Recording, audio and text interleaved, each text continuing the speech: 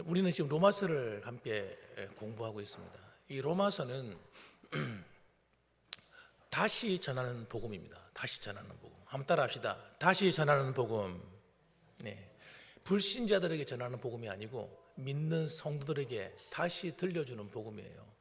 그래서 이 로마서는 로마의 교회인들, 로마에 있는 교인들에게 이 말씀을 전하고 있습니다.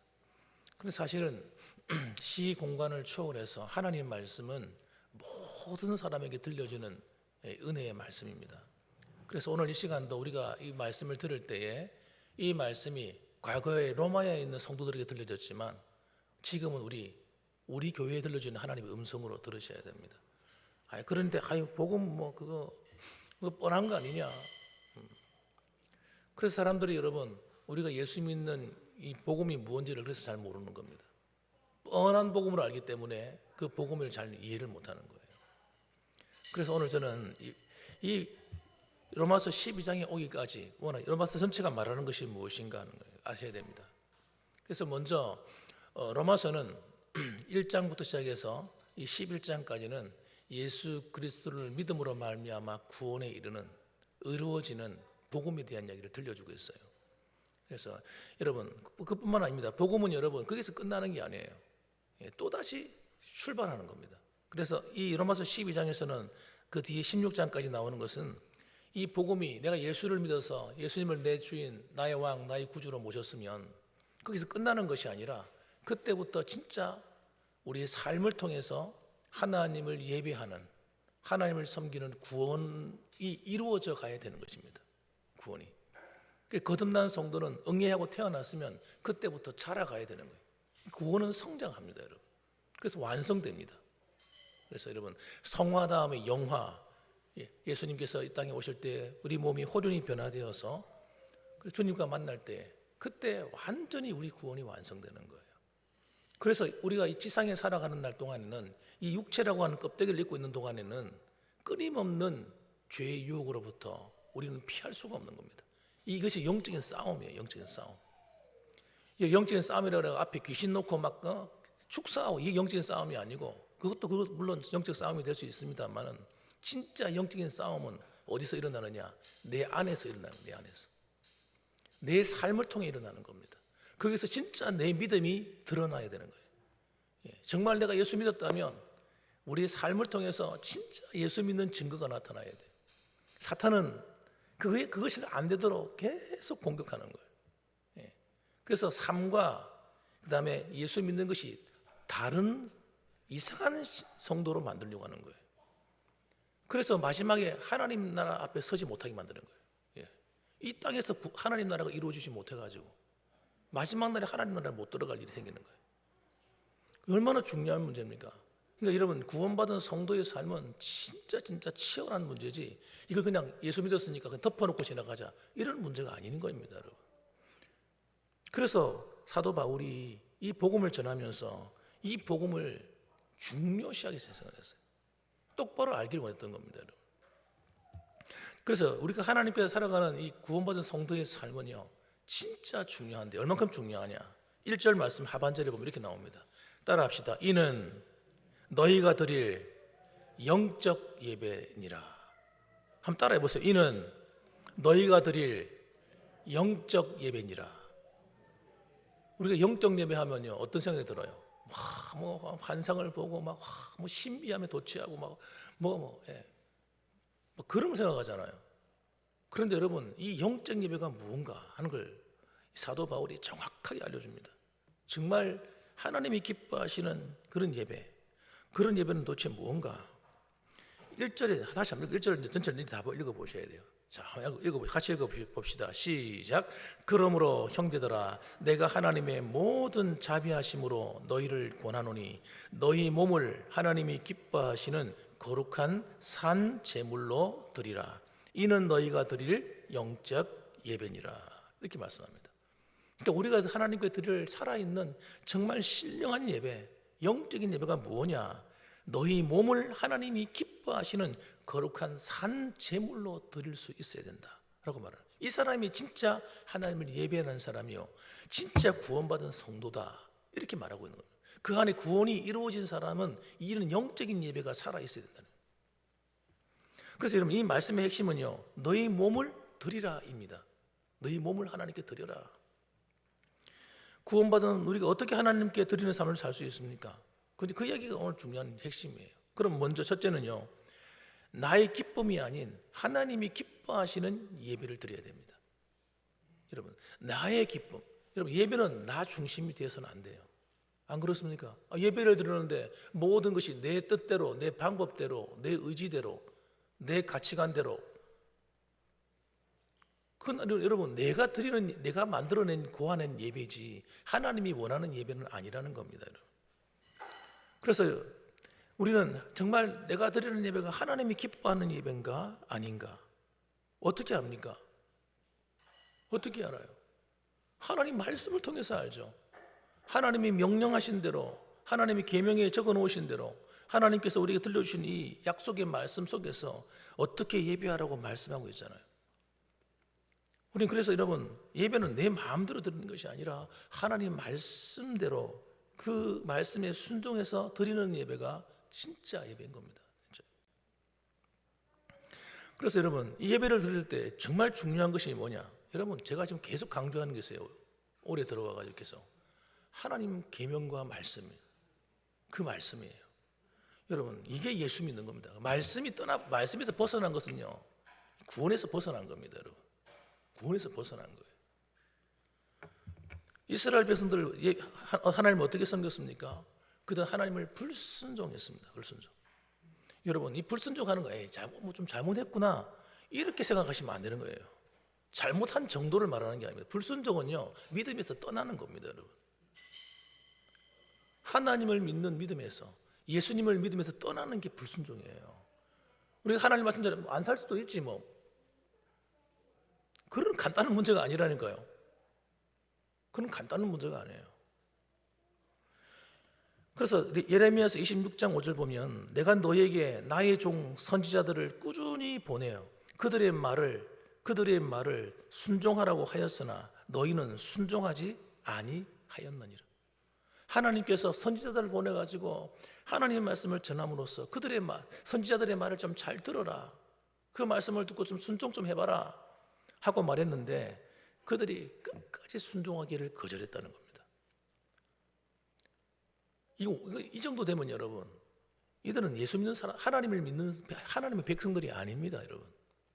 어떻게 하나님의 백성이 하나님의 말씀을 전하는데 하나님 말씀을 안 듣습니까? 이 보통 문제가 아니에요. 이거는 진짜 심각한 문제지. 여러분, 우리가 하나님 백성입니다. 구원받았습니다. 예수 믿었습니다. 할렐루야, 아멘. 천국 갑니다. 그래 놓고 하나님 말씀대로 살지 않으면 그건 거짓말하는 것입니다, 여러분. 예수 안 믿는 거예요. 그만큼 심각한 문제라 이 말입니다. 그런데 오늘날 많은 성도들이 하나님 말씀을 들으면서 그렇게 심각하게 생각하지 않는 거예요. 대충 적당히 생각하는 겁니다. 심각한 거죠, 이거. 여러분, 그래서 우리의 삶에 놀라운 일이 안 일어나요. 하나님이 함께 하심이 증거가 안 나타나는 거예요. 하나님께서 사울이라는 왕을 선택하셨습니다. 이 사울이라는 왕은 이스라엘의 초대 왕입니다. 첫 번째 세운 왕이에요. 인물이 굉장히 좋은 사람이에요. 인물도 좋고 키도 얼마나 큰지, 만일 이 사람이 오늘 이 시대에 태어났으면요, 진짜 아마 유명한 탤런트가 되거나 어디 가나 진짜 그렇게 했을 거예요. 인물도 잘생기고 키도 크니까요. 요즘 노래하는 가수들도 보세요. 키 작은 사람은 보기 힘듭니다, 남자들. 키도 얼마나 큰지 전부 다. 인물도 훤하게 생겼어요. 그런데 하나님은요, 그런 겉모습에 안 속는 겁니다, 여러분. 겉모습에. 삐까뻔쩍 해가지고 우리가 옷 잘 입고 말이죠. 좋은 차 타고 다니고 막 이러면 하나님이 정말 이게 아닌 거예요, 여러분. 이 사울하고는요, 처음에는 출발은 괜찮아서 겸손하게 주장했는데 점점 살아가면서 어떤 행동을 하냐면 하나님 말씀을 들었어요. 한쪽 귀로 들었습니다. 한쪽 귀로는요, 하나님 말씀을 갖다 버려버리는 거예요. 그리고 어떻게 해요? 자기 마음대로 해버립니다. 이게 굉장히 여러분 나쁜 습관이에요. 나쁜 습관. 저도 이런 걸 갖고 있었어요. 그래서 이걸 갖다 고치는데 여러분, 하나님께서 완전히 바꿔놓으시더라고요. 내 마음대로 하고 싶은 거예요. 누가 위에 어른이 시키면 다 들어보고, 전 잘못된 건데, 내 마음대로 해석해서 그래가지고 이야기를 하는 거예요. 그럼 직장 상사가 너 A를 B에게 갖다 줘 했으면 A를 B에 갖다 줘야 되잖아요. 오늘 가만 생각해 보니까 그거 아닌데 C한테 갖다 주니 더 좋은데, 그래가지고 C한테 갖다 줘 버려요. 이런 사람은, 이런 기질이 몸에 배인 사람은 직장 생활하기 힘듭니다. 자기 마음대로 해버리는 거예요. 여러분, 우리 안에는요 이런 기질이 아주 다분한 거예요. 그래서 하나님께 봉사하면서도요 내 마음대로 봉사하고 싶은 마음이 안에 충동이 안에서 부글부글 끓는 거예요. 내 생각은 이게 옳은데? 여러분, 그게 아니라는 거예요. 신앙생활이든 뭐든지 여러분, 내 마음대로 하는 이게 죄성이라는 거예요. 죄성. 이게 똑똑한 게 아니고, 따라합시다. 똑똑한 것이 아니라, 한번 따라해 보시죠. 똑똑한 것이 아니라 내 안에 있는 죄성이다. 죄성. 그래서 하나님 말씀해도 들어보고, 하나님 말씀 이거 나한테 안 맞아, 내 입장하고 상관없어, 안 맞아 하고는요 내 마음대로 해버리는 거예요. 그건 예수 믿는 것 아닙니다. 여러분, 신앙생활 하는 것이 아니에요. 사무엘이, 하나님께서 화가 나신 거예요. 하나님이 진노하셨어요. 하나님이 너무 마음에 그리고 사무엘이 너무 당황해가지고, 그래서 할 수 없이 가서 얘기하는 거예요. 사무엘상 15장 22절 보니까 사무엘이 이르되 여호와께서 번제와 다른 제사를 그의 목소리를 청종하는 것을 좋아하신 같이 좋아하시겠나이까. 여러분, 우리가 하나님께 드리는 번제, 다른 제사, 어떤 예배, 헌금, 봉사 행활, 여러분 이걸 열심히 잘하는 것보다 하나님 말씀에 순종하는 것이 더 낫다는 거예요. 하나님이 내 양심에, 이 거듭난 신앙 양심을 통해서 끊임없이 우리를 이렇게 세워서 하나님 말씀에 순종하도록 가르칠 때에 그 신앙의 양심의 소리를 듣고 하나님 말씀 앞에 무릎을 탁 꿇고 여러분 순종할 수 있는 신앙이 진짜 예수 믿는 구원받은 성도인 겁니다. 여러분. 그래서 순종이 제사보다 낫고 듣는 것이 순양의 기름보다 나으니, 그래서 하나님 말씀에 순종하는 삶이 여러분 제사 드리는 것보다 더 낫다고 주님께서 말씀하는 거예요. 또 23절 보면 이렇게 말합니다. 이는 거역하는 것은 점치는 죄와 같고 완고한 것은 사신 우상에게 절하는 죄와 같음이라. 이는 거역하는 것은, 하나님 말씀에 불순종하며 사는 것은 점치는 죄와 같대요. 그리고 또 이 완고한 것, 완고가 뭐냐면 고집이 세다는 겁니다. 하나님 말씀에서 끝까지 고집 부리는 거예요. 난 죽어도 못해. 난 내 뜻하고 달라. 끝까지 고집하는 거예요. 이 완고한 것이 여러분 사신 우상에게 절하는 죄와 같다는 거예요. 하나님이 제일 싫어하는 게 뭡니까? 우상 숭배하는 죄인데, 우상 숭배하고 점치고 하는 거 하나님 제일 싫어하시는데, 그것처럼 여러분 악한 것이 뭐냐? 하나님 말씀을 듣고 불순종하며 사는 겁니다. 그러니까 여러분, 우리가 그럼 불순종하는 게 뭐예요? 하나님 말씀이 뭐예요? 어떻게 알아요 우리가? 그래서 여러분 우리는 성경 말씀을 가까이 해야 되는 거예요. 그래서 주님께서 하시는 말씀은 하나님의 말씀을 읽고 듣고 지키는 자가 복이 있다는 거예요. 하나님의 축복은 그냥 오는 게 아닙니다. 교회만 열심히 다니고 봉사만 열심히 하면 하나님 복을 주시겠지, 우리가 착각하는 거예요. 착각. 그래 했는데도 불구하고 여전히 어려운 일이 남아있고 여전히 나는 잘 안 되고 있고, 좀 편안하다 보면 또 어려움이 찾아오고, 맨날 이것이 반복이 되고, 하나님께 봉사해도 소용없네, 헌금 드려도 소용이 없네.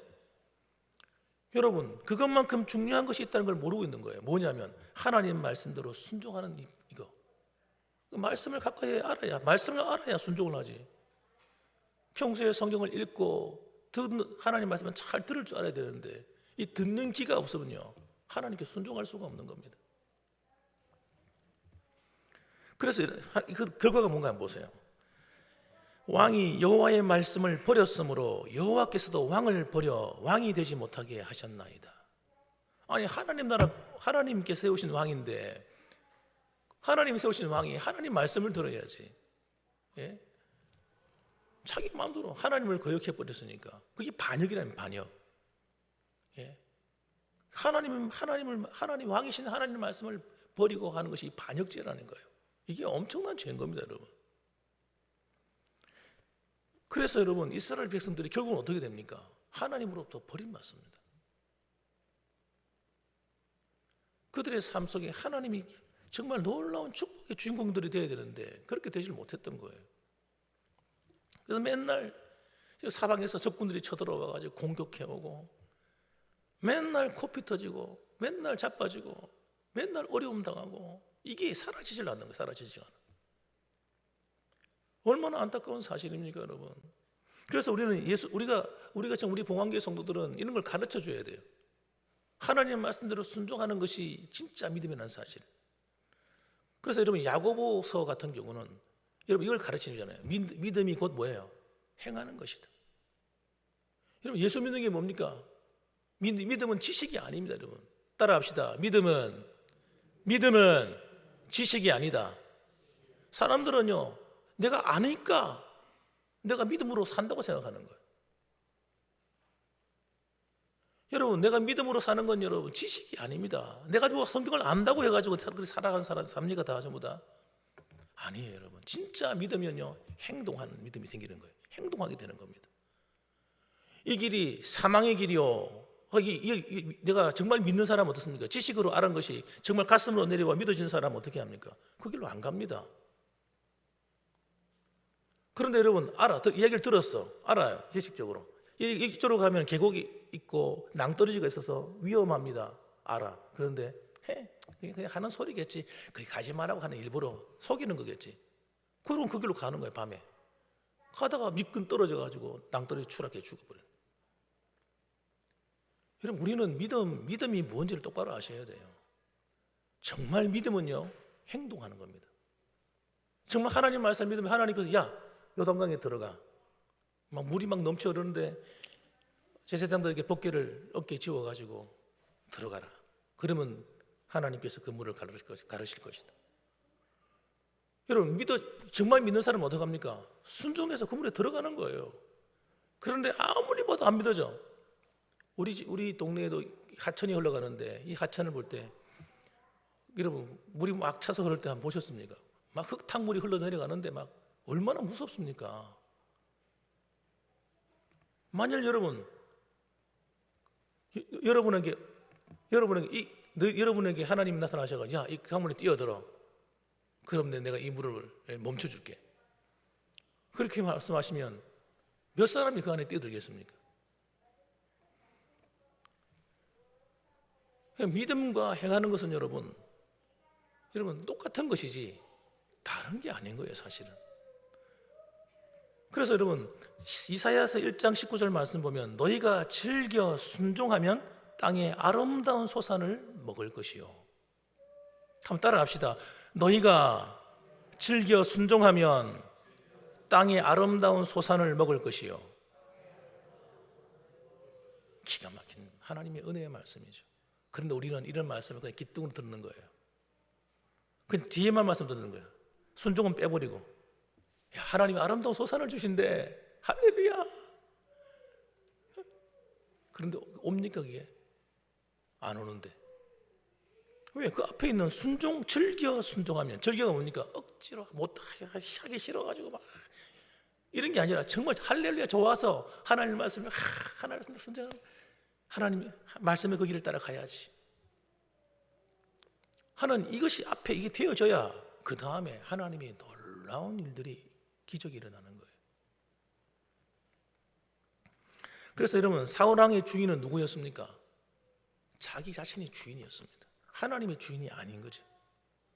자기가 주인이니까 자기 마음대로 하는 거예요. 여러분, 우리는 예수 믿을 때 이런 나쁜 신앙을 절대 본받으면 안 됩니다. 자기가 주인 된 성도, 그 사람은 가짜 예수 믿는 사람이에요.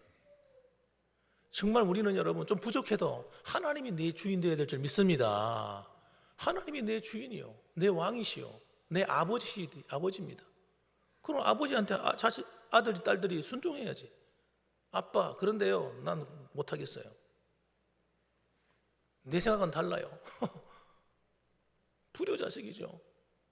그러면서 아버지한테 아버지 나 좀 이것 좀 주세요, 저것 좀 주세요.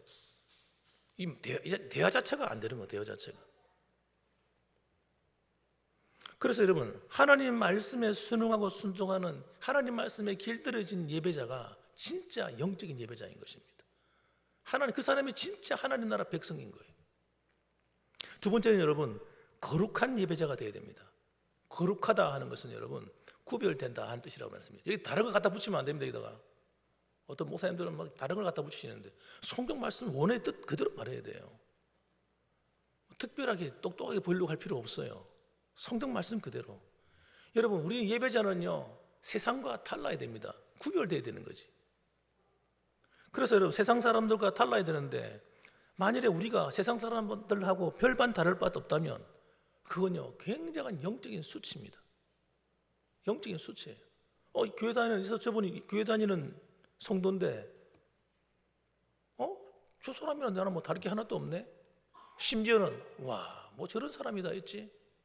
예수 믿는다고 하면서 이렇게 이 정도 수준이 돼버리면요 이거는 여러분 참 곤란한 것입니다. 그건 거룩한 예배자가 아닌 것입니다. 그래서 베드로전서 1장 15절 말씀 보면 오직 너희를 부르신 거룩한 이처럼 너희도 모든 행실에 거룩한 자가 되어라 이렇게 말씀하셨어요. 모든 행실에. 여러분 우리가 살아가면서 이거는 좀 하나님 앞에 좀 거룩하게 살고 이건 이건 내가 좀 불편하니까 이건 적당히 거룩하고 이렇게 하는 것이 아니라 모든 일에 구별되어야 된다. 세상 사람들하고. 그러니까 생각하는 것도 세상 사람과 달라야 되죠. 여러분 하나님 말씀대로 사는 사람은요 말씀대로 믿는 사람은요 생각하는 게 다를 수밖에 없어요. 그렇지 않습니까? 말하는 것도 다를 수밖에 없어요. 이 말은 뭡니까? 내 안에 있는 것이 밖으로 표출되는 게 말이거든요. 언어거든요. 내가 아무리 화려하게 막 외장을 치장하고 예수님 잘 믿는 것처럼 막 말하고 하나님의 응답을 경험하고 막 온갖 소리를 다 해도 그 사람이 말을 어떻게 평소에 딱 쓰는가 딱 보면요 이 사람이 진짜 하나님을 두려워하는 사람인지 진짜 하나님을 믿는 사람인지 예수님 믿는 사람인지 정말 하나님 말씀대로 순종하는 성도인지 여러분 금방 알게 돼버려요. 금방 알게 되는 겁니다. 그러니까 여러분 이 말이 우리의 말이 얼마나 두렵고 떨림으로 해야 되는지 아셔야 되는 거예요. 세상에 나가서도 세상 사람들하고 대화를 할 때도 진짜 어디 시장판에서 대화하는 것처럼 그냥 마음에서 나오는 대로 생각나는 대로 막 그렇게 하면 안 되는 거예요. 아주 친한 사이일수록 세상에 나가면 친한 친구들 많지 않습니까? 지인들 얼마나 많습니까? 그런 사람과의 관계를 맺을 때 여러분 예수 믿는 성도의 모습이 나타나요. 말이 언어부터가 달라요. 구사하는 언어가 고급스러워야지. 언어가 부드러워야지.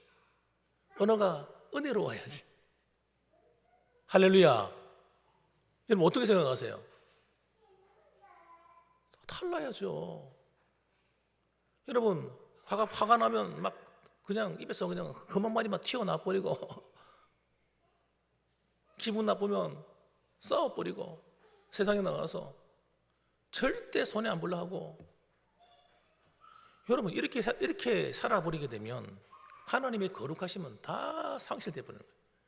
주기도문에 보면 우리가 매일 기도해야 될 기도 제목의 첫 번째가 뭡니까? 첫 번째가 뭐예요? 하나님의 이름이 거룩히 여김을 받으시오며. 하나님의 이름이 거룩히 여김을 받으시도록 우리가 살아야 되는 겁니다. 그래서 우리를 볼 때 와, 쟤는 진짜 하나님을 믿는 하나님의 자녀야. 와, 예수 믿는 사람들은 뭔가 보면 다르네. 그래서 하나님의 이름이 나를 통해서 거룩히 여김을 받으시는 거예요. 이렇게 되도록 기도하라고 가르치는 게 주기도문이에요. 그래서 하나님 볼 때도 달라야 될 뿐 아니라 세상 사람들이 나를 볼 때도 내 모습이 달라요. 구별되어 있어야 돼요. 생각하는 것, 말하는 것, 바라보는 것, 남 말을 듣는 것, 행동하는 것, 이런 것들이 뭔가 좀 달라야 돼. 그렇게 달라야 하나님이 받으실 만한 거룩한 예배자가 된다고 그렇게 말씀하시는 겁니다. 세 번째는 여러분, 산제물로 예배하는 자가 되라고 말씀합니다. 산제물. 따라합시다. 산제물. 이걸 영어로 표현하면 living sacrifice는 sacrifice. 무슨 말이냐면 살아있는 삶, 생활 이런 뜻이거든요. living이라는 말은 살아있는 sacrifice, 무슨 살아있는 제물이라는 뜻이에요. 그러니까 삶으로 드리는 제물 이런 뜻입니다. 그러니까 내 몸을 가지고 내 삶을 통해서 하나님께 어떻게 하는 거예요? 예물을 드린다. 하나님 받으시는 희생 제사가 된다는 거예요. 그래서 여러분 이 sacrifice라는 이 단어가 두 가지 의미가 있거든요. 제물이라는 말과 희생이라는 말이 의미가 있습니다. 사실은 다른 뜻이 아니라 제가 볼 때 똑같은 뜻이라 생각해요. 왜냐하면 제물을 잡을 때 어떻게 해야 합니까? 희생해야 됩니다. 제물이 살아있으면 안 됩니다. 죽여야지. 그래서 나를 꺾어서 여러분 우리가 하나님 앞에 예배할 때 여러분 나를 꺾어서 나를 희생해서 나를 죽여서 하나님께 예배하는 거예요. 이게 거듭난 성도의 모습입니다. 여러분 구원받은 성도의 모습은요 자기가 죽는 거예요. 우리 언제 죽습니까? 예수님이 십자가에서 주님이 죽으실 때 함께 나도 죽고 주님이 다시 사실 때 이제는 내가 산 것이 아니라 내 죽었으니까 내 안에 그리스도께서 사신 것이라. 그래서 주님이 살아서 내 안에 역사하고 나는 죽었기 때문에 여러분 나는 죽고 주님이 살아서 나를 통해 나타나시는 그런 삶, 그런 생활, 그런 사람이 하나님께 진짜 예배하는 거룩한 성도다. 그렇게 말씀하는 겁니다. 그래서 여러분 2절 말씀 보시면 이 말씀을 그대로 이렇게 설명합니다. 한번 같이 읽어보십시다. 2절 말씀 시작. 너희는 이 세대를 본받지 말고 오직 마음을 새롭게 함으로 변화를 받아 하나님의 선하시고 기뻐하시고 온전하신 뜻이 무엇인지 분별하도록 하라. 이 세대를 본받지 말라는 게 거룩하라는 뜻입니다. 거룩. 달라야 된다는 거예요. 그리고 마음으로부터 변화받아야 된다. 여러분 우리는 껍데기만 바꾸는 사람이 돼서는 안 된다는 거예요. 구약의 이스라엘 백성들은요 껍데기만 바꿨어요. 껍데기만 그럴듯하게 예수 믿는 실제 이루지 말하면 예수 믿는 척. 겉으로는 신앙이 좋은 것처럼 예를 들면 우리 지금 말하면 성경책을 딱 끼고 다니면서 그럴 때도 아주 이렇게 양반처럼 걷고. 그러니까 구약의 성도들이요 그렇게 하나님을 섬긴 거예요. 껍데기만. 마음은요 마음속에는 악함이 그대로 남아있는 거예요. 남을 미워하고 욕심 부리고 탐욕하고 죄의 본성이 가득하고 음란하고 이건 그대로 있는 거 그대로. 그래서 예수님께서 뭐라고 말씀하세요? 이 독사의 새끼들아. 주님 눈에 다 보이니까 겉모습만 하나님 섬기는 척 하나님 백성인 척하고 사실은 그 속에서는 온갖 죄 투성이 안에가 부글부글 끓고 하는 데가 있는 거예요. 그래서 마음으로부터 변화를 받아야 된다는 거예요. 주님께서는. 그래서 마음으로 남을 미워하고 용서하지 않고 너희들 기도 안 듣겠다 이거예요. 하나님께서. 그래서 주기도문의 내용이 그 이야기 하는 거예요. 우리가 우리에게 죄 지은 자를 사하여 준 것 같이 우리의 죄를 사하여 주옵시고. 하나님은 우리를 모든 걸 다 용서해 주셨는데 우리는 다른 성도들이 나한테 잘못하는 거 그대로 마음에 담아두고 용서하지 않고 내 마음 내 마음대로 안 돼. 그리고 자신을 꺾지 않고 이런 식으로 살아간다. 많은 사람들이. 그러니까요 여러분 그렇게 살아가면 하나님의 은혜가 축복이 올 수가 없는 거예요. 진짜 예배로서 하나님께 구원받은 성도로서의 삶을 살아갈 수가 없는데 사탄이 속이는 거죠. 그렇게 살아도 괜찮다고 속이는 거예요. 그렇게 살아도 적당히 살아도 다 너 구원받았어. 걱정하지 마. 천국 갈 거야. 그렇게 속인다는 거예요. 그래서 우리는 그렇게 속지 말라는 거예요. 오늘 이 말씀. 선하시고 기뻐하시고 온전하신 뜻이 무엇인지 분별하도록 하라. 여러분 이 말세를 살아가는 오늘 이 세상 교회들은요 정신을 차려야 될 게 있어요. 뭐냐면 우리는요 마음대로 막 살면 안 된다는 거예요. 정신을 차려서 이게 하나님의 뜻인지 아닌지를, 하나님이 선하시고 기뻐하시고 온전한 뜻이 무엇인지를 자꾸 생각하고, 하나님 말씀에서 멀어진 삶이라면 얼른 돌아오고, 고집 부리지 말고, 난 내 형편은 어쩔 수 없어, 내 입장하고는 달라, 이런 말하면 안 된다는 거예요. 그러고는 우리 절대 하나님 말씀에 순종 못해요. 어떻게 순종할 겁니까? 내 입장에 다 맞추면. 신앙은 그렇게 사는 게 아닙니다, 여러분. 모든 게 하나님 중심이 돼야 되는 거예요. 하나님 중심, 하나님 말씀 중심, 교회 중심. 여러분, 하나님과 관계가 최우선이 돼야 돼요. 거기에다가 나머지를 갖다 붙여야지. 그건 놔두고 내 삶을 딱 가운데 놔두고 내 입장에 맞춰서 하나님 말씀을 갖다 붙이기 시작하면 신앙생활이 안 되는 겁니다. 그때부터는 여러분 가짜 신앙생활을 하게 되는 거예요. 가짜. 하나님의 은혜가 사라져버리는 거예요. 하나님의 축복이 사라져버리는 거예요. 하나님의 은혜가 나한테만 안 오면 되는데 우리 자손들에게까지 영향을 미친단 말이에요. 그 안 좋은 영적인 영향력이. 그래서 우리는 여러분 이걸 완전히 고쳐야 돼요. 그래서 따라합시다. 하나님 중심, 성경 중심, 교회 중심. 이런 신앙의 틀을 확실히 여기다가 딱 갖다 맞추고 신앙생활 하셔야 되는 거예요. 그러면요, 그것을 위해서 내가 희생을 할 때 나를 그게 비로소 예배가 되기 시작하는 겁니다. 나를 꺾어서, 내 마음을 꺾고 생각을 꺾고 내 의지를 꺾어서 하나님 말씀대로 순종하여 나갈 때, 때로는 넘어지고 때로는 쓰러져도 하나님 앞에 다시 일어서고 회개하고 달려가고 할 때, 여러분 하나님이 기뻐하셔가지고 하나님이 은혜를 쏟아 부어주는 거예요. 성령의 능력이 함께하는 사람이 되는 겁니다. 하나님이 우리의 생애를 책임지셔서 이 모든 것을 내가 너에게 더하여 주지. 하나님의 놀라운 손길이 경험되어지는 것입니다, 여러분. 그래서 오늘도 여러분, 우리는 이 로마서 12장을 열면서 우리의 삶이 온전히 하나님께로 돌아가는, 날마다 회복되어져가는 저와 여러분들 되시기를 주님의 이름으로 축원합니다. 아멘. 기도하겠습니다.